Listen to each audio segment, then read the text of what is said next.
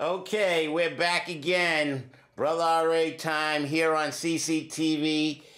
Thank you, Susan Fleshman and all the CCTV staff for allowing Brother RA to come here and produce television. Oh, no, not that. We don't want to go there just yet. Let's go here and bring this down. Yeah, see, Brother RA, and you hit that YouTube and you come to the series of last week's shows, and there we ended, and I was talking about the 5 elements. Now, not which element are you, but do you balance all of the elements with yourself, with who you are? And fire is passionate, wood is versatile, earth is material, water is passive, metal is rigid. And with those particular aspects of yourself, do you tap in? I'm creating my TV. Yes, that's right. Balanced, you understand, that's the male and the female, the fallopian tubes. You see that, right? The cross pieces of the fallopian tubes. Parents. And are we light as a feather? The books, A Trip to the Hospital. Look at the little black baby. Remember I was discussing what do I look like when I look in the mirror? What do you see? And this is actually a little cute little book. It has words. You know, I didn't realize that until later. It's like, what do you see in the books? Do you see? And once again, I made reference to this in last week's show. Africa is not a country, it's a continent. But still, Africa is a white man's name, a melanin recessive, inbred mutant albino. And I am not on this, and just remembering the black timeline of Massachusetts, a history of white supremacy in the Bay State. And where was I? Oh, let me, remember, I'm single, never married. 57, yeah, 57. Single, never married, no children. And I'm looking for the mother of my child. And I'm definitely going to put out there what I'm looking for. I'm looking for 30 plus, single, never married, no children.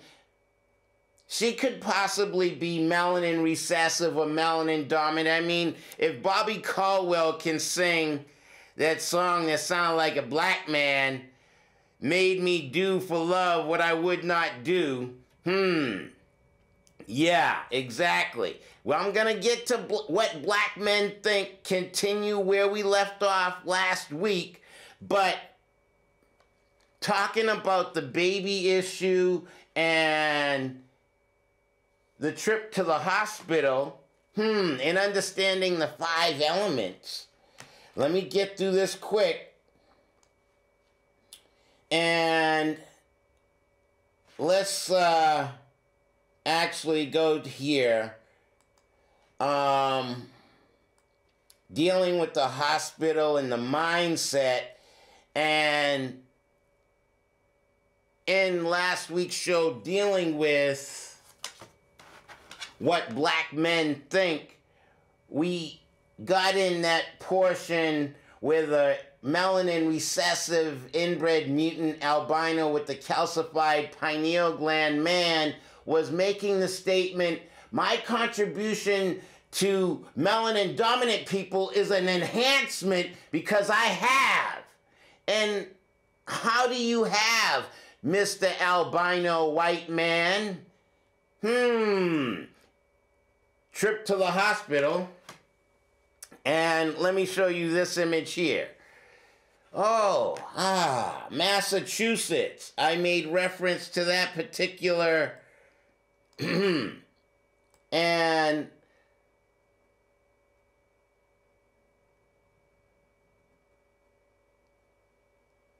I'm just showing you the Massachusetts state seal.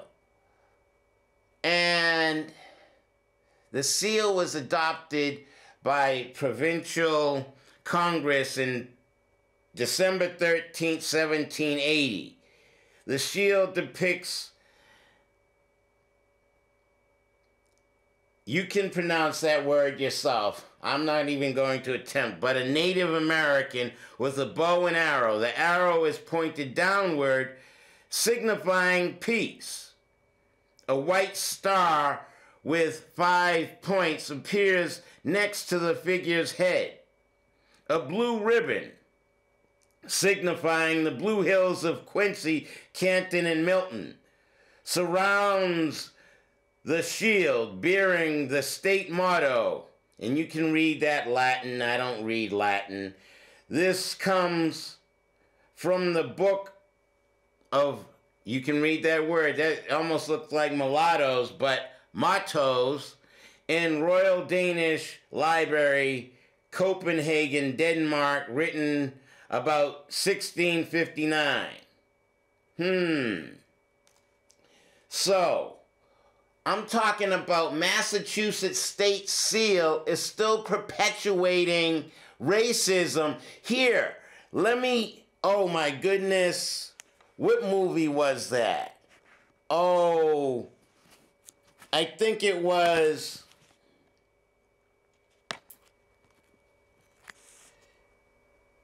I don't have that particular DVD right now, but it was a DVD where a melanin recessive was trying to catch hold of Wesley Snipes, and the individual trying to capture Wesley Snipes was like this. And he was the boss man. He was the mob boss. So how about if I get a Brother RA flag and put this symbol on my flag?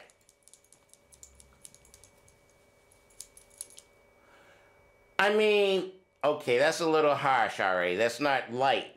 But, I mean, having a red man who gave peace and harmony to the welcoming lost individual, and they steal the land from the indigenous people. And now this asshole is saying, oh, enhancement.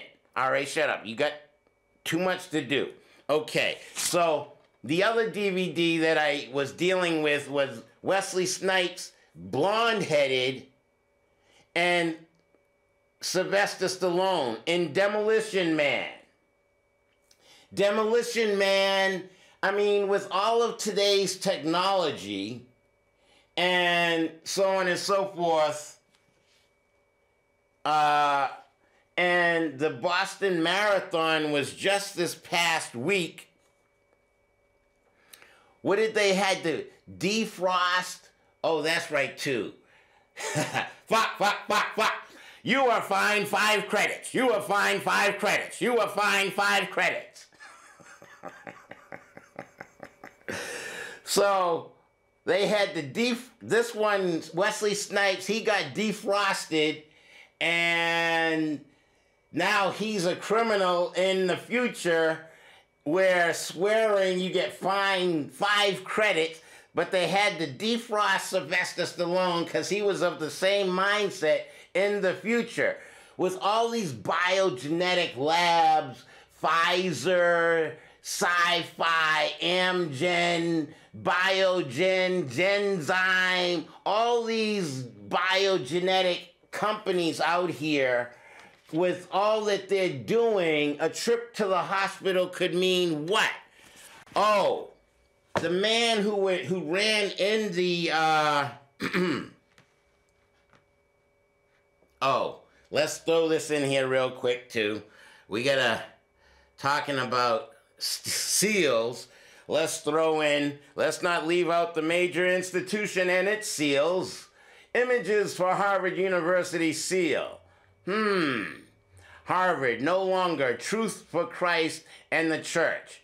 I mean, and the seal actually is in Latin and it means what? Harvard's motto.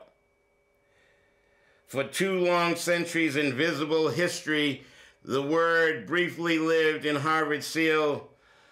First picture,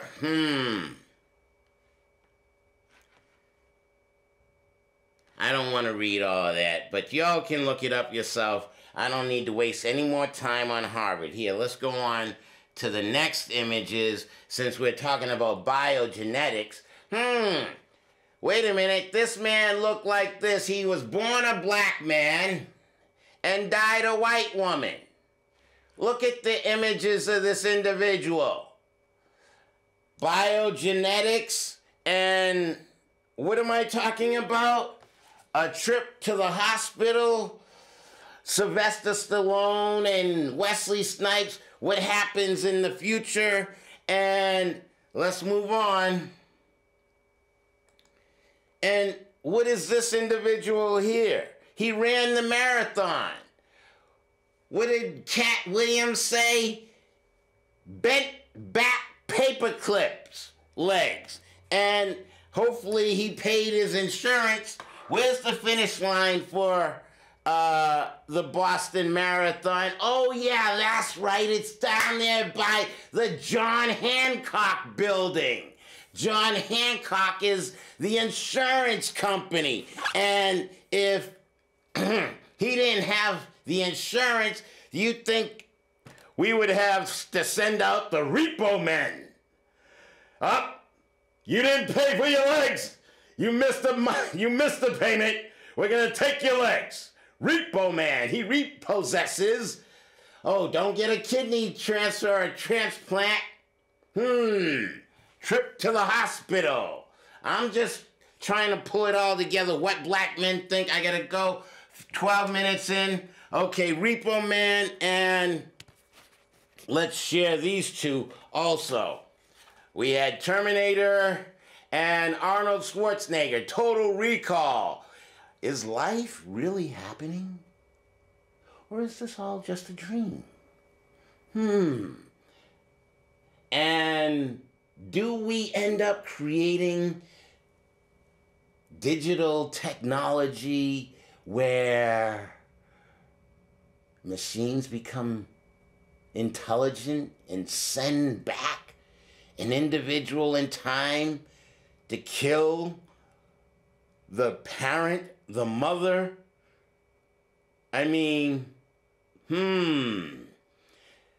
kill the mother of the child that destroys the computers or destroys the consciousness or the intelligence of future technology. Where are we? What life are we living? Yeah, I'm just going through, reading some stuff. All right, you don't have time to run your mouth. Okay, let's read some Dow real quick. I left off with armor, and let's go to 140. Make that 164. I'm going to try to read this faster so that we can get through it. Censorship, my TV, understand that? Okay. Emperors uphold censorship, but extreme repression leads to extreme reaction. Individualists believe in freedom, but extreme expression leads to extreme reaction. The emperors of China and Rome punished by any expression that displeased them, whether it was dissent, unpleasant news, or a portrait that disgusted them. They were ready to destroy the perpetrators without hesitation. Today, there are democracies, but no less a tendency to punish dissent, manipulated information, or cascaded artists. Those in power should be careful. Push the people too far and they will rebel. Artists from early on have tried to push the limits of their expression. Driven by the desire to create, they have sought to strike down every boundary. But as long as they do this in a social setting, they should not be outpaced by their audiences. Those who create must be careful.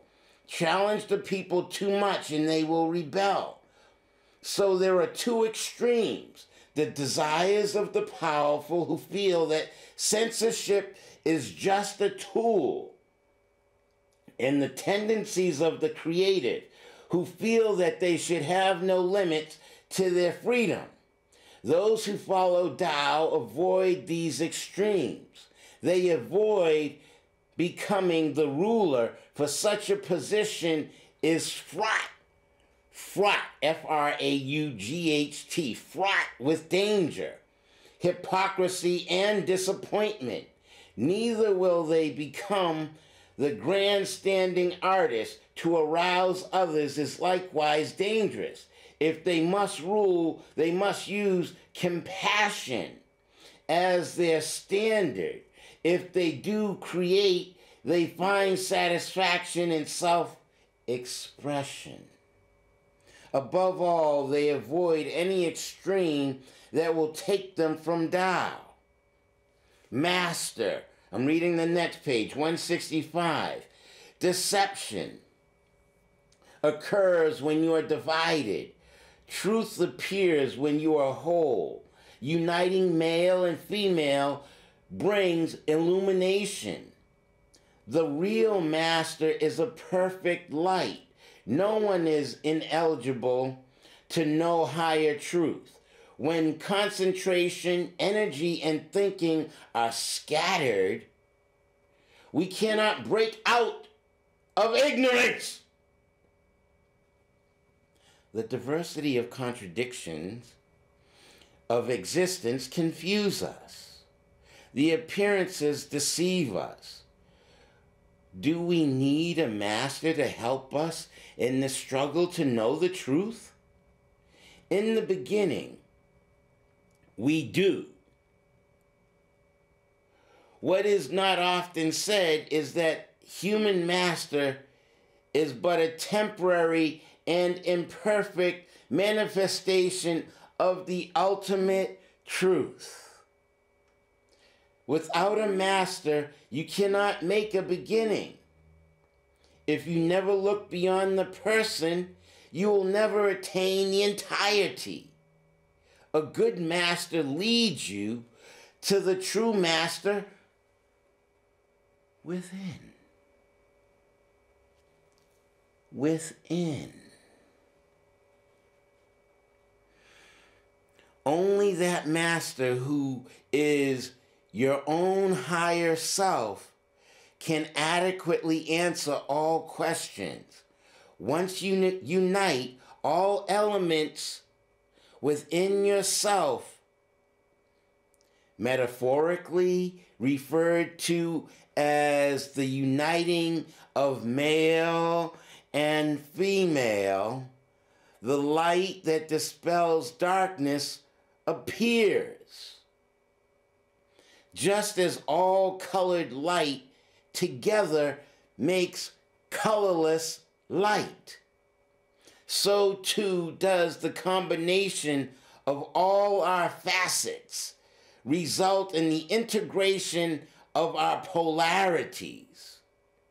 When this happens, you will see a light in your meditations. This light brings knowledge. This is why it is called the true master. 19 minutes in, I gotta read 300. I'm sorry. That means less amount of time of the DVD, but let's get into 300 really quickly.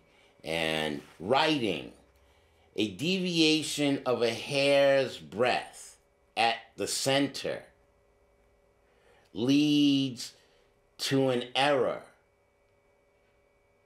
of 100 miles at the rim. When the effort is so slight, why should you hesitate to set things right? There are many people who endeavor to know Tao. In the greatest sincerity, they make music lessons, read scriptures, learn foreign languages, study nutrition, change their dress, and go to temples, all in the hopes that they will reach Tao. Sadly, they miss it by a hair's breadth. For a person to awaken to Tao, someone must give them a spark. Perhaps this is what is called direct transmission. It is odd, but this is the only way that knowledge of Tao is passed on. Book of Knowledge can help and give one a deep theoretical background, but the true understanding of Tao still comes person to person. There's no other way. So if you have any true understanding of Tao, you got it from someone. If you meet someone else who needs that spark and you are in the position to give it, then do so. Don't be selfish. There are many people out there who want guidance, who cannot get it. If you can make a difference for at least one person, you have tremendous merit indeed. I won't read Oneness, 22 minutes into the show. Piercings and tattoos. The mother of my child, I would hope that you don't have any piercings or tattoos. I mean, that's a level of self-hate or not self-appreciation. Oh, let me get a tattoo because I need to be current. I need to know you are divine energy. Tap into your meditation, into your mind, into your imagination. Is your imagination reality? Are you one with yourself? Shut the fuck up and get to your show. Okay, I read that. Oneness is next. We're going to try to play all of this here. Did I do all of my images? Oh, don't leave this piece out. Talking about images from the Boston Marathon. Let's show that once again. Okay. And you see these, that's him with the prosthetic legs, and he is the one with the prosthetic legs, and he gets an interview. I'm not going to air that. You can find all that. But wait a minute. Was there two men that won the Boston Marathon, 26 miles, two melanin dominant? I mean, we got Tiger Woods in golf, 26-mile marathon, two black men, and let's not forget the black woman. She came in first, too. How do the melanin recessive inbred mutant albinos feel when melanin dominant people dominate in all aspects of... Okay, so now you're gonna jack me. There's that sister. Okay, so go from that to this. In the hospital, who are we? Will the repo man repossess your kidney, liver, heart, lung, spleen? Have we been miseducated to hate ourselves, not accept our divinity of who we are as black folks with high levels of self-esteem and self-confidence? And I'm shutting up 25 minutes in. Here we go. 1965 to 1970 ruined Black America. As far as the black people are concerned, we were the most negatively affected by the late 1960s. As if the social and cultural upheavals of the late 1960s did not provide enough challenges for the black community, yet still another time bomb awaited, a political solution.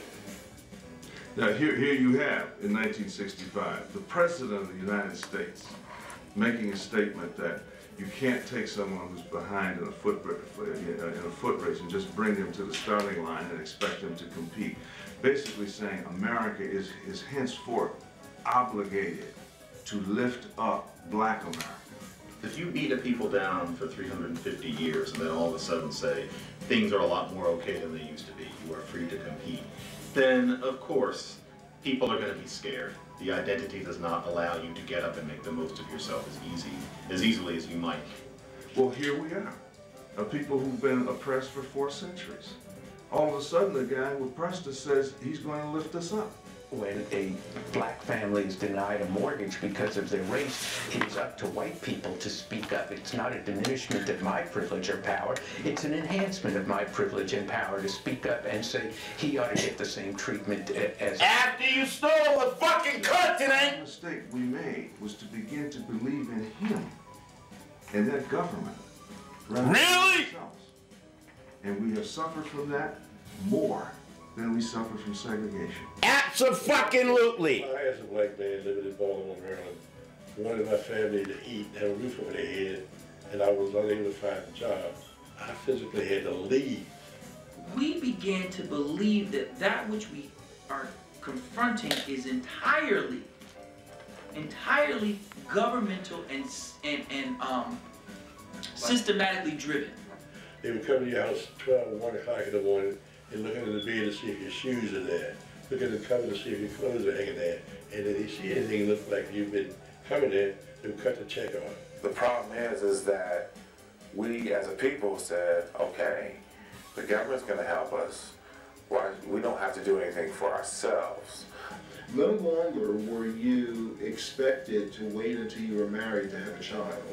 No longer was the father expected to be there with that child. Indeed, the woman was penalized under the guidelines if the man was there. It was the wrong thing to separate him and his family in the beginning. And to make the criteria for getting help for his family, the fact that he had to leave the household was wrong.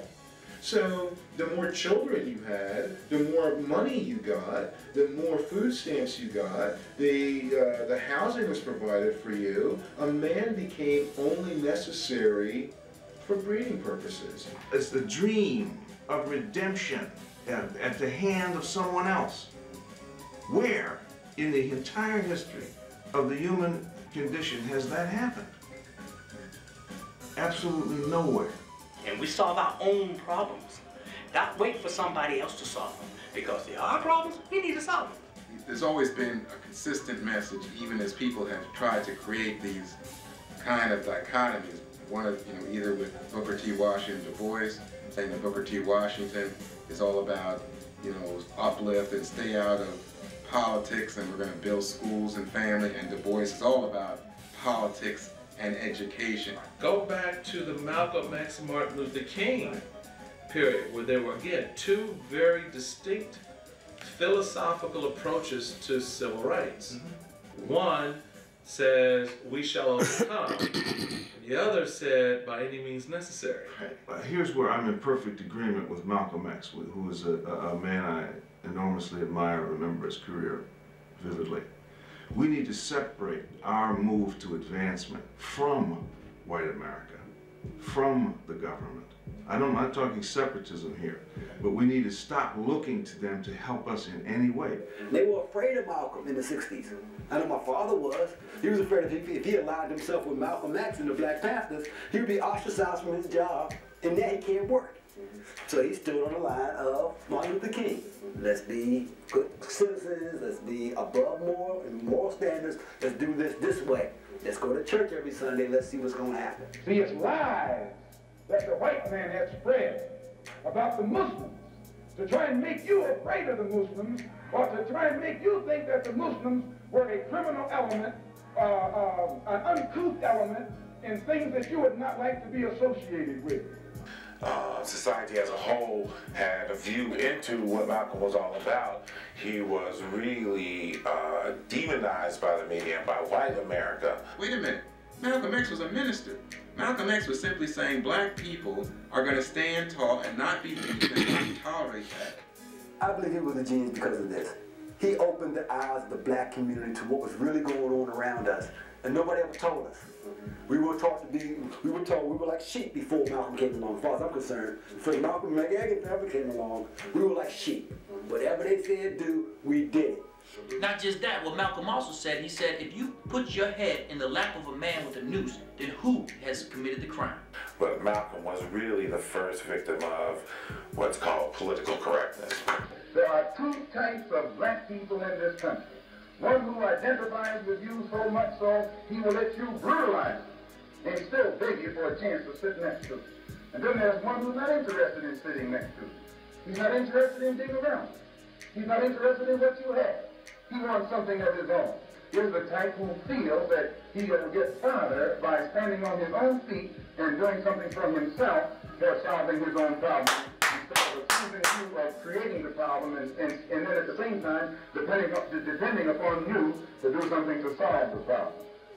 Some would say the liberals had to silence Malcolm X's voice. See, Malcolm was a visionary. He knew that the methods of the late 60s were potentially destructive to the black community. See, he knew this. And over time, if you're focused on yourself and me, you become a horse with blinders. And once you become a horse with blinders, you have this tunnel vision and you just see straight ahead. You don't see beside you. You don't see the community anymore. And black people don't see themselves anymore. And after time, we don't know who we are anymore.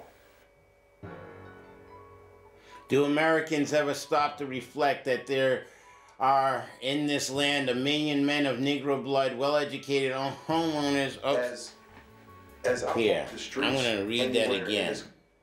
I don't want to miss a heartbeat. Oops, I lost my place. But here. Blinders on. You become a horse with blinders, you have this tunnel vision, and you just see straight ahead. You don't see beside you. You don't see the community anymore. And black people don't see themselves anymore. And after time, we don't know who we are anymore. Do you know who the fuck you are? I'm sorry. Do Americans ever stop to reflect? There are in this land 1 million men of Negro blood, melanin dominant with a liquid pineal gland, well-educated, owners of homes, against the honor of whose womanhood no breath was ever raised. W.E.B. Du Bois in 1903.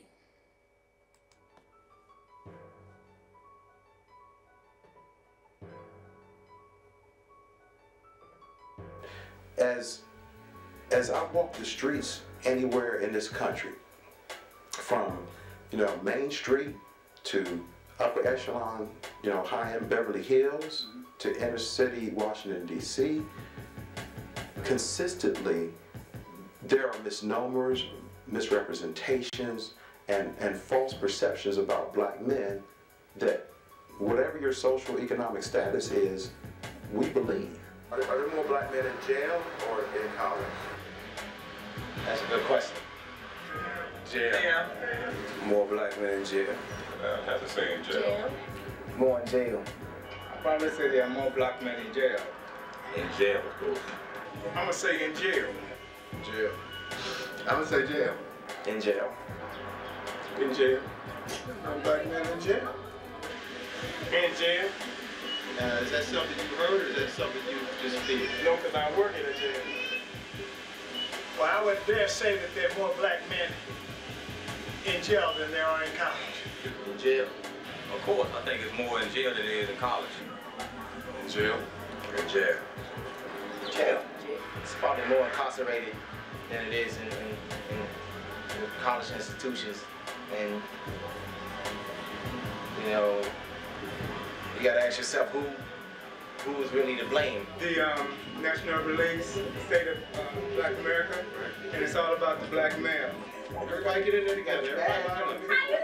How you doing? How you doing? I'm filming right now, sorry. All right, everybody, are there more black men in jail or in college? College! Jail! Are there more black men in jail or in college? Jail! Are there more black men in jail or in college? Jail! Black men in jail or in college? Jail! It's a very negative thing for the young people, and to me, that is our greatest concern. What is the message that we're allowing to be put into their minds? Are there more black men in jail or in college? In jail! What does that mean to you? What you just saw here? For us, for blacks, you know, you'll hear the academics or even the pontificators talk about this concept of self-hate. I don't think it's rocket scientists, or you don't have to be Dr. Freud to figure out that at some point, if you tell someone and instill generation after generation that you're inferior, and you reinforce that in law and public policy, word and deed, again, I don't think you have to go to Vienna and be the world's greatest psychoanalyst to figure out that sooner or later, that internalization is going to be driven deep. I think the real abomination for us is really not self-hate, it's more self-doubt. Because self-hate or self-actualization, they're clearly defined. Self-doubt is that thing where you start walking down the middle of the road, and if you have that inside of you, you really, really don't know who you are. You don't know what we look like. You don't know what black men are. Are there more black men in jail or in college? It's probably more black men. See, I don't know. It might be about an even ratio, but I'll probably say more. I would hope to say more in college.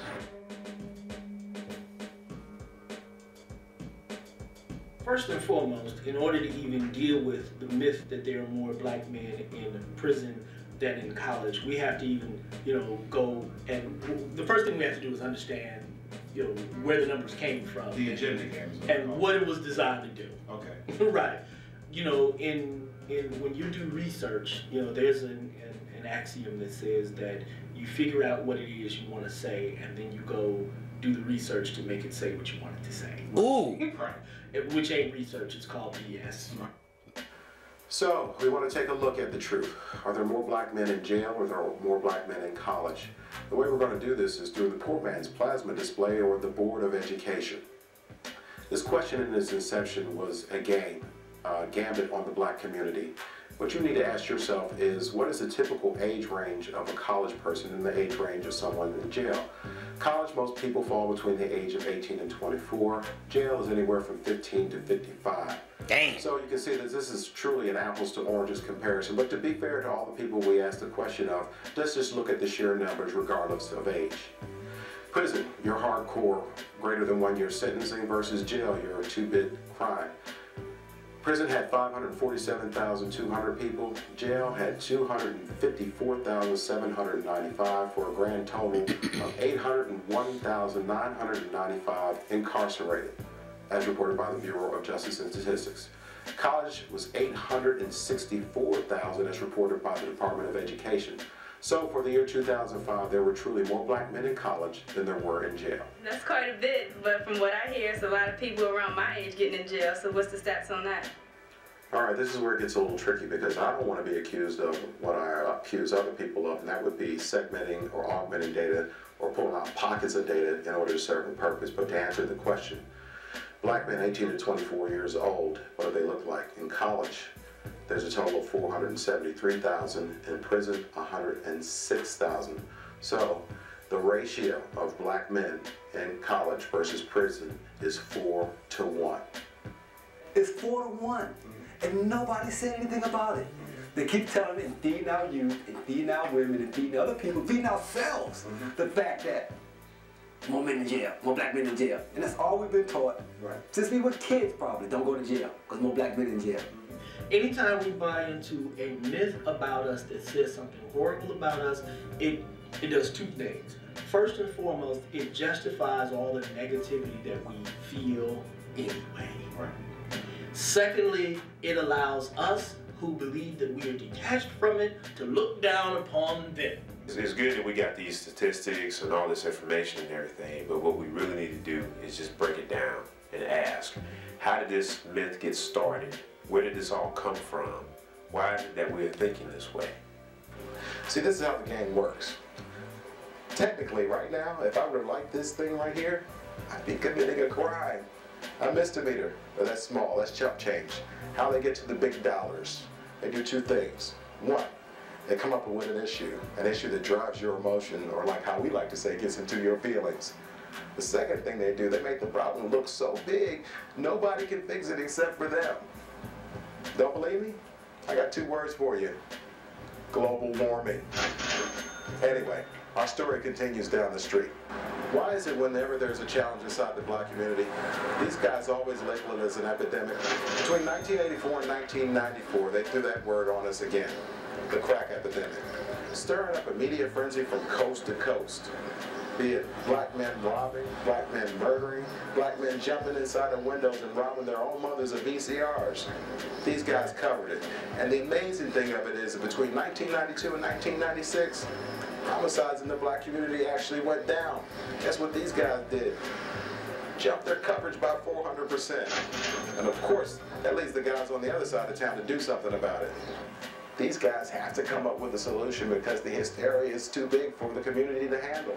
By 1994, everybody and their mama over there knew how to say 4 little words. 3 strikes, you're out. What does that translate into? These guys coming up with the perfect solution. Incapacitation through incarceration. So in response to incarceration rates of young black men escalating at a pace almost as fast as the Department of Justice, an organization like this is giving birth to. The Justice Policy Institute. Their mission statement pretty much sums up like this. They're looking for ways to keep young black men out of jail. Rehabilitation, reintegration into society, increasing educational levels as it relates to street crime and violence. Sounds like a noble cause, doesn't it? Wrong. This is Washington. At this level of the game, very few causes are still noble. Remember, it's about the money. So, how do we finally get to this statement right here? Bring in the last player in this game, one that should break your heart. Yep, our own NAACP. See, these two organizations wouldn't be together if it wasn't for those sweet 1960s. They wouldn't even sit on the same side of the table. But they learned how to ask the right questions, something we don't do enough. See, if this organization says to you that too many black men are in jail, you go, yeah, but it doesn't get you to do much. If this organization says there's not enough black men in higher education, you go, yeah, but it doesn't get you to do much. If you say there's more black men in jail than there are in college, feeding frenzy. The whole game changes. And these guys do exactly what the press release says to do. Rethink your spending priorities. See, I know some of you are sitting there going, nah, this can't be right. It can't be the NAACP, the pillars of the community. But it's not about the community anymore. It's not about civil rights anymore, and it's definitely not about black men. It's about the... I'm sorry, I didn't hear you. It's about the... dead fucking slaveholders! So the NAACP has been so exploitive of us by letting that story just expand throughout our whole community. Instead of just telling us the truth about it. If you want to see an example that's closer, look at the proficiency scores of your own local school system, and you'll find out that they really don't care. Dr. King warned us. And Dr. King said, I fear that I am integrating my people into a burning house. And Malcolm, he warned us too. The Negro, so-called Negro organizations and leaders should be given great credit for their failure or refusal to let the white man divide them and use them one against the other during this crisis. We're all as one. We need to work together. And this system of government we call America allows us to do that as a group, except there are those within the group that want power for themselves. The idea that blacks are victims of a racist America has been extremely profitable for a very tiny black, and they call themselves leaders. I don't. I never voted for any of those people. When you have someone that stands and purports to speak for the whole, that person then becomes greater than the rest. That person then gets to sit in the meetings. That person then gets to dictate and call for, set forth agendas that they are not qualified nor wanted to do. Which are funded, interestingly, 90% by white American corporations. Black people do not pay out of their pockets for the current leadership that they have in the civil rights of NAACP, Urban League, etc. It's interesting. Colored people. Are you colored? Or are you tapping into your melanin dominance? Are you reaching a higher level of relaxation, lightening your burden, meditating at a higher level of relaxation, going within your divinity? As someone who is a child of the sun, the S-U-N. How is that U drawn? A cup holding. You are holding the vibrations of light, an element. Are you tapping into all of the elements of yourself? I'm learning. Thank you, Master Heege Robinson of the Roxbury Tai Chi Academy. Meditation and movement, allowing me to reach higher levels of relaxation within myself and see myself as a God, as a divine energy. Oh, let's make sure we know. April 17th, 2019. This DVD is from 2006. Wait a minute, 1916 was what, 3 years ago, and 10 years before, so it's 13 years ago, and then you saw the center, what was that, 2002 report. It's like, what direction are we going in, and who the fuck are we?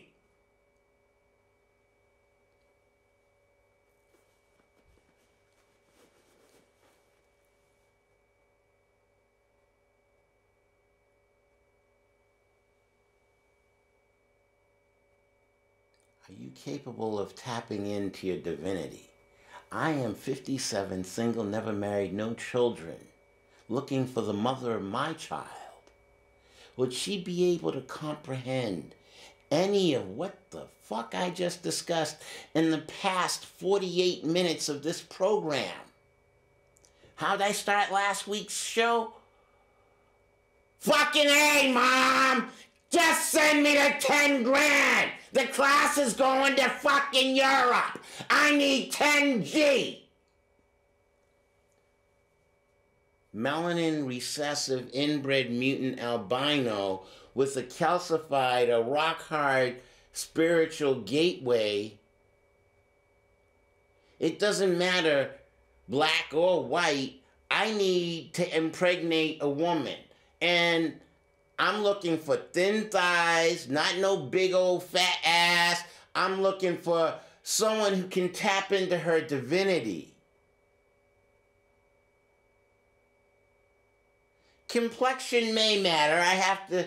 I've been subjugated watching Ginger and Marianne and Gilligan's Island and, all of that. So some of that stuck. I resent it. but I have to relax and tap into who I am. I'm just going to shut up now and go back to the show, but I just had to put in the RA awareness in 2019. The 19th year into the 21st century, and we're still being diabolically manipulated through the media. Who controls the media, and why do we value dead fucking slaveholders? Prosthetic legs? Wait a minute. Ben Franklin, quote unquote, on the $100 bill discovered electricity. Do you think his ass was outside flying a kite? Or did he send out his own nigger? Yeah, nigga, go outside in the electrical storm, fly the kite, and let's see if see if the electricity strikes the kite. Yeah, this is a research science project. Biogen, Genzyme, Pfizer, sci-fi. All right, shut up. MIT is down the street, Harvard's back that way, and the anchors of knowledge and information. Did I not share the motto? Massachusetts and Harvard and... Shut up, all right. If I said to you, name the leadership in the Chinese American community, in the Jewish American community, in the German American, Italian American, yeah, the Muslim community, you would say, huh, I don't know, who are you talking about? But in the way that the media relates to the black community, they're always searching for the next Dr. King. And that's why the media plays up Jackson, plays up Sharpton, as if they have a Rolodex that stops with 2 black people. Then these guys, this black leadership is saying, don't say that in front of the white man, he won't give us any more money. Well, it's because they hate the truth. And because the truth would cause some people to wake up. And when you wake up, these folks can't control you. And if they can't control you, then they don't get the power and money that they want. But their purpose is to extract money from white guilt, from the larger society, in order to do that. That money never gets to the people. And so they got their little thing going. They got their little game going, and their game is some kind of race game. And they control this little element, and anytime anybody wants to talk about the poor or black people, they come to them and they make money in that environment. Right. So that's the kind of leadership we had, pimps. These elements, these nefarious elements that would inject themselves as leaders are frauds. They are malicious marplots that serve no one any good except themselves. You want to... Those dudes was wearing ties. Who strung up the noose on their own neck? Sit and wait for somebody who set up a system.